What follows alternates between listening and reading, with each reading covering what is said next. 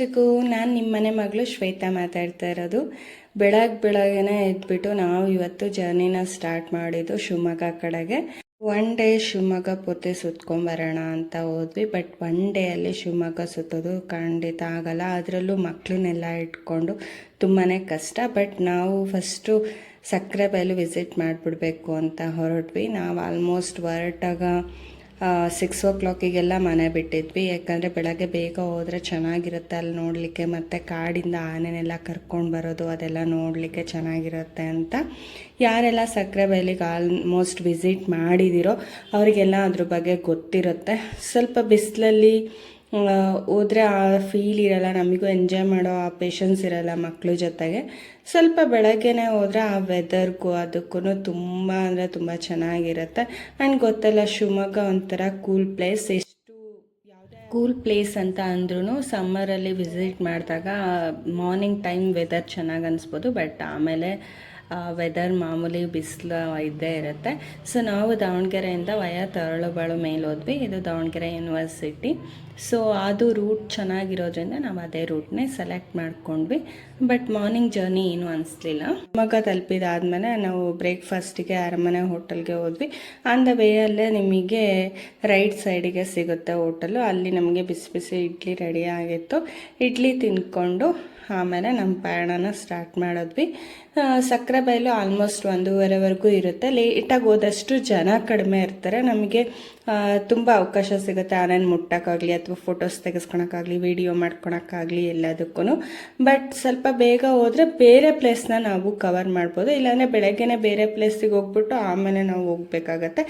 ಆದರೆ ಸಕ್ಕರೆಬೈಲು ಬಂದುಬಿಟ್ಟು ಬೆಳಗ್ಗೆ 8:30 ಓಪನ್ ಆಗಿರುತ್ತೆ. ಬಟ್ ಬೇರೆ ಪ್ಲೇಸು ಅಷ್ಟು ಬೇಗ ಓಪನ್ ಆಗೋಲ್ಲ, 9:30-10 ಗಂಟೆ ಆಗುತ್ತೆ. ನಾವಲ್ಲಿ ಹೋಗಿ ರೀಚ್ ಆಗಿ ಫಸ್ಟು ತುಂಬ ಎಕ್ಸೈಟ್ ಆಗಿ ಹೋಗಿದ್ವಿ. ಫುಲ್ ಫಾರಿನರ್ಸ್ ಎಲ್ಲ ಬಂದಿದ್ದರು. ಬಟ್ ಒಂದು ಫೋಟೋನೂ ನೀಟಾಗಿ ತಗೊಳಕ್ಕಾಗಲಿಲ್ಲ. ಕ್ರೌಡು ತುಂಬಾ, ಒಬ್ಬರಾದ್ಮೇಲೆ ಒಬ್ಬರು ವೆಯ್ಟ್ ಮಾಡ್ತಾಯಿದ್ರು. ನಾವು ತಗೊಳ್ಳೋ ಪ್ರತಿ ಪಿಕ್ಕಲ್ಲೂ ಯಾರಾದರೂ ಒಬ್ಬರು ನಮಗೆ ಗೊತ್ತೇ ಇಲ್ಲದೆ ಇರೋರು ಯಾರಾದರೂ ಒಬ್ಬರು ಇಬ್ಬರಾದರೂ ಆ್ಯಡ್ ಆಗಿದ್ದರು. ಸೊ ಅಲ್ಲಿ ಟಿಕೆಟ್ ಇರುತ್ತೆ. ಟಿಕೆಟ್ ತುಂಬ ಜಾಸ್ತಿ ಇರಲ್ಲ, 100 ರೂಪೀಸ್ ಇರುತ್ತೆ. ನಾವು ಒಳಗೋಗಿ ಸ್ನಾನ ಮಾಡಿಸ್ಬೇಕು ಅಂತಂದರೆ. ಎಂಟ್ರಿ ಫೀಸ್ ತುಂಬಾ ಕಡಿಮೆ ಇರುತ್ತೆ. ವೆದರೂ ಓಕೆ ಚೆನ್ನಾಗೇ ಇತ್ತು. ಕಾಡಿಂದ ನೋಡಿ ಈ ಥರ ಆನೆಗಳನ್ನ ಕರ್ಕೊಂಬರ್ತಾರೆ. ಎಷ್ಟು ಚೆನ್ನಾಗಿರುತ್ತೆ ಅಂದರೆ ಆ ಪುಟ್ಟು ಆನೆಗಳಂತೂ ಎಷ್ಟು ಕ್ಯೂಟಾಗಿರುತ್ತೆ ಅಂದರೆ, ಅಷ್ಟು ಹತ್ರದಿಂದ ನಾನು ಆನೆನ ನೋಡಿದ್ದು, ಅದನ್ನು ಮುಟ್ಟಿದ್ದು ಭಯಂಕರ ಫೀಲ್ ಮಾತ್ರ ಅದು.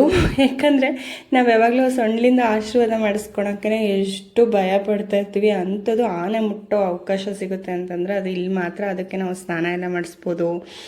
ಎಷ್ಟು ನೀಟಾಗಿ ಮಲ್ಕೊಂಡಿರ್ತವೆ ಗೊತ್ತಾ. ತುಂಬಾ ಖುಷಿ ಆಗುತ್ತೆ ಅವಕ್ಕೆ ನಾವು ಮುಟ್ಟೋದು, ಉಜ್ಜೋದು ಮೈನ, ಅದೆಲ್ಲ ತುಂಬ ಫೀಲ್ ಕೊಡುತ್ತೆ ಅಂತ ಹೇಳ್ಬಿಟ್ಟು.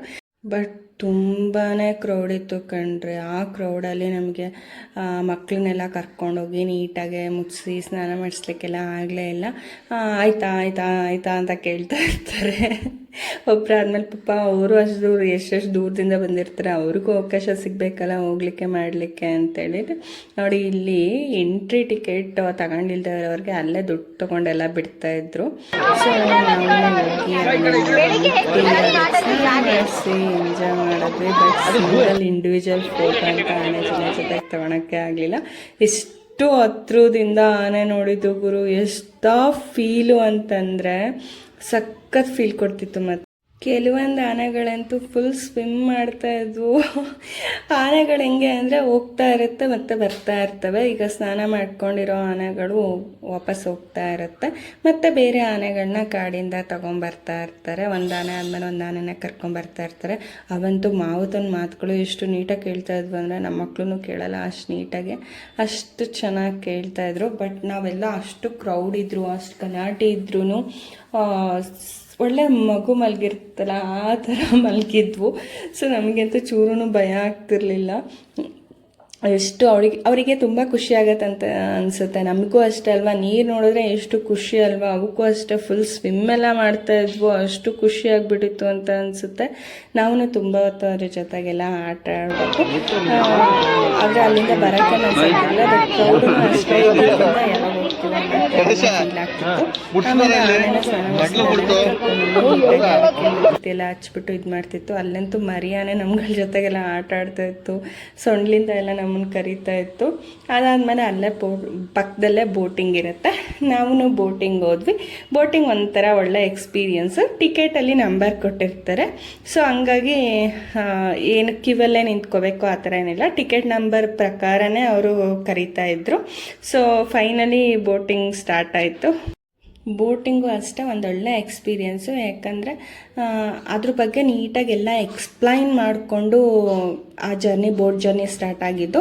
ನಮಗೆ ಅಲ್ಲಿಂದನೇ ಭದ್ರಾ ಡ್ಯಾಮ್ ಎಲ್ಲ ಕಾಣಿಸ್ತಿತ್ತು, ಅದೆಷ್ಟು ಫೀಟ್ ಇದೆ ಏನು ಅಂತ ಎಲ್ಲನೂ ಎಕ್ಸ್ಪ್ಲೈನ್ ಮಾಡಿಕೊಂಡು ನೀಟಾಗಿ ಅದ್ರ ಬಗ್ಗೆ ಮಾಹಿತಿನೂ ಹೇಳ್ತಾಯಿದ್ರು. ಬೋಟಿಂಗ್ ಬರೀ ಎಂಜಾಯ್ಮೆಂಟ್ ಅಂತ ಆಗಲಿಲ್ಲ, ಎಷ್ಟೋ ವಿಷಯನ ನಾವು ತಿಳ್ಕೊಂಡ್ವಿ. ನೋಡಿ ಅಲ್ಲಿ ದೂರದಲ್ಲಿ ಕಾಣ್ತಾ ಇದೆಯಲ್ಲ ಅದೆಲ್ಲನೂ ಅಷ್ಟೇ.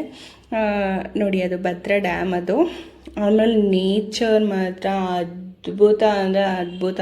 ನೇಚರ್ಗಿಂತ ಯಾವುದು ಬೆಸ್ಟ್ ಅನ್ಸಲ್ಲ ಅಲ್ವಾ, ನೇಚರ್ ಜೊತೆಗೆ ಇದ್ದುಬಿಟ್ರೆ.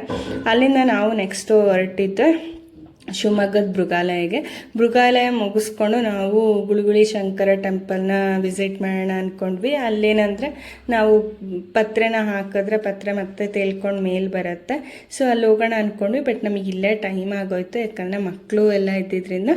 ಮತ್ತೆ ನಾವು ಬೇಗ ಹೋಗಿ ಊರು ರೀಚ್ ಆಗಬೇಕಿತ್ತು, ಯಾಕಂದರೆ ಅಲ್ಲಿಂದ ನಾವು ಬೆಂಗಳೂರು ಹೋಗಬೇಕಿತ್ತು. ಹಂಗಾಗಿ ಶಿವಮೊಗ್ಗದಲ್ಲೂ ಅಷ್ಟೇ ನಾವು ಇಲ್ಲಿ ಸಫಾರಿಗೆ ಹೋಗಿದ್ವಿ, ಲಯನ್ ಸಫಾರಿ. ಓಕೆ, ಒಂದ್ಸರಿ ವಿಸಿಟ್ ಮಾಡ್ಬೋದು. ಝೂನು ಒಂದು ರೌಂಡ್ ಹೊಡ್ಕೊಂಡು ಸಫಾರಿನೂ ಒಂದು ರೌಂಡ್ ಹೊಡ್ಕೊಂಡು ಅಲ್ಲಿಂದ ಮನೆಗೆ ಹೊರಟ್ವಿ. ನೀವು ಶಿವಮೊಗ್ಗ ಸೈಡು ಪ್ಲ್ಯಾನ್ ಮಾಡಬೇಕು ಅಂತ ಇದ್ದರೆ ಕರೆಕ್ಟಾಗೆ ಪ್ಲ್ಯಾನ್ ಮಾಡಿಕೊಂಡು ಹೋಗಿ ಅಟ್ಲೀಸ್ಟ್ ಒಂದು 3-4 ಪ್ಲೇಸ್ನ ಕವರ್ ಮಾಡ್ಬೋದು. ಆಮೇಲೆ ಕೆಲವೊಬ್ಬರು ಏನು ಅಂತಂದರೆ ಜೋಗ್ ಫಾಲ್ಸಿಗೆ ಹೋಗಬೇಕು ಅಂತ ಪ್ಲ್ಯಾನ್ ಮಾಡ್ಕೊತಾರೆ. ಯಾರು ಜೋಗ್ ಫಾಲ್ಸಿಗೆ ಹೋಗಬೇಕು ಅಂತ ಪ್ಲ್ಯಾನ್ ಮಾಡ್ಕೊತಿರೋ ಅವರು ಖಂಡಿತವಾಗ್ಲೂ ಕ್ಯಾನ್ಸಲ್ ಮಾಡ್ಕೊಳ್ಳಿ. ಈ ಟೈಮಲ್ಲಿ ಅಲ್ಲಿ ಏನೂ ನೋಡೋಕ್ಕಾಗಲ್ಲ. ಜೋಗ್ ಫಾಲ್ಸ್ ಅಂದ್ರೇ ಒಂದು ಬ್ಯೂಟಿಫುಲ್ ಪ್ಲೇಸ್ ಅದು. ಆದರೆ ಈ ಟೈಮಲ್ಲಿ ಹೋದರೆ ನಿಮಗೆ ಆ ಫೀಲ್ ಸಿಗಲ್ಲ. ಅಯ್ಯೋ ಇದು ನೋಡೋಕೆ ಅಷ್ಟು ದೂರದಿಂದ ಬಂದ್ವಾ ಅನ್ನೋ ಥರ ಅನಿಸ್ಬಿಡುತ್ತೆ. ಹಾಗಾಗಿ ಸ್ವಲ್ಪ ರೈನಿ ಸೀಸನಲ್ಲಿ ಪ್ಲ್ಯಾನ್ ಮಾಡಿಕೊಂಡ್ರೆ ಚೆನ್ನಾಗೇ. ಇಲ್ಲ ಅಂತಂದರೆ ಒಂದು ನವಂಬರ್ ಹಂಗೆ ಪ್ಲ್ಯಾನ್ ಮಾಡಿಕೊಂಡ್ರು ಓಕೆ. ನೀವು ಜೋಗ್ ಫಾಲ್ಸು ಮತ್ತು ಸಿಗಂದೂರು ಎಲ್ಲ ಹೋಗಿ ಟ್ರಾವೆಲ್ ಮಾಡ್ಕೊಂಡು ಬರ್ಬೋದು. ಸಿಗಂದೂರು ಒಂದೊಳ್ಳೆ ಎಕ್ಸ್ಪೀರಿಯನ್ಸ್, ಬೋಟಿಂಗ್ ಎಲ್ಲ ಇರುತ್ತೆ. ಬಟ್ ಈಗ ಬ್ರಿಡ್ಜ್ ಆಗಿದೆ, ಅಲ್ಲೂ ಸೇತುವೆ ಆಗಿದೆ. ಸೊ ಅದೊಂಥರ ಫೈನ್ ಎಕ್ಸ್ಪೀರಿಯನ್ಸ್. ನಾವು ಕೆಲವೊಂದು ಅನಿಮಲ್ಸ್ನೆಲ್ಲ ಹಿಡ್ಕೊಂಡು ಎಲ್ಲ ಆಲ್ಮೋಸ್ಟ್ ನಾವು ಮಧ್ಯಾಹ್ನ ಆಗಿತ್ತು ಹೋಗೋದ್ರೊಳಗೆ ಎಲ್ಲ ಟೈಮಲ್ಲಿ ಮಲ್ಕೋ ಮೂಡಲ್ಲಿದ್ವು. ಸೊ ಯಾವನು ಫುಲ್ ಆ್ಯಕ್ಟಿವ್ ಆಗಿರಲಿಲ್ಲ. ಸೊ ನಾವು ಸಫಾರಿ ಮುಗಿಸ್ಕೊಂಡು ಅಲ್ಲಿಂದ ಝೂ ಒಳಗೆ ಹೋಗಿ ಜೀನೆಲ್ಲ ನೋಡ್ಕೊಂಡು ಬಂದ್ವಿ. ಹೀಗಿತ್ತು ನಮ್ಮದು 1 ಡೇ ಆಫ್ ಶಿವಮೊಗ್ಗ ಜರ್ನಿ. ನಾವೇನೆಲ್ಲ ಮಿಸ್ ಮಾಡ್ಕೊಂಡ್ವಿ, ಶಿವಮೊಗ್ಗದಲ್ಲಿ ಇನ್ನೇನೇನು ಕವರ್ ಮಾಡ್ಬೋದಿತ್ತು ಅಂತ ನಿಮಗೆ ಯಾರಿಗಾದ್ರೂ ಗೊತ್ತಿದ್ರೆ ನನಗೆ ಕಮೆಂಟಲ್ಲಿ ತಿಳಿಸಿ. ನೆಕ್ಸ್ಟ್ ಟೈಮ್ ನಾನೇನಾದರೂ ಶಿವಮೊಗ್ಗ ಸೈಡ್ ಹೋದರೆ ಅದನ್ನೆಲ್ಲ ಕವರ್ ಮಾಡೋಕ್ಕೆ ಪ್ರಯತ್ನ ಪಡ್ತೀನಿ. ಮತ್ತೆ ಸಿಗೋಣ ನೆಕ್ಸ್ಟ್ ಬ್ಲಾಗಲ್ಲಿ. ಅಲ್ಲಿವರೆಗೂ ಟೇಕ್ ಕೇರ್, ಸ್ಟೇ ಸೇಫ್ ಅಂತ ಹೇಳ್ತಾ ಬಾಯ್.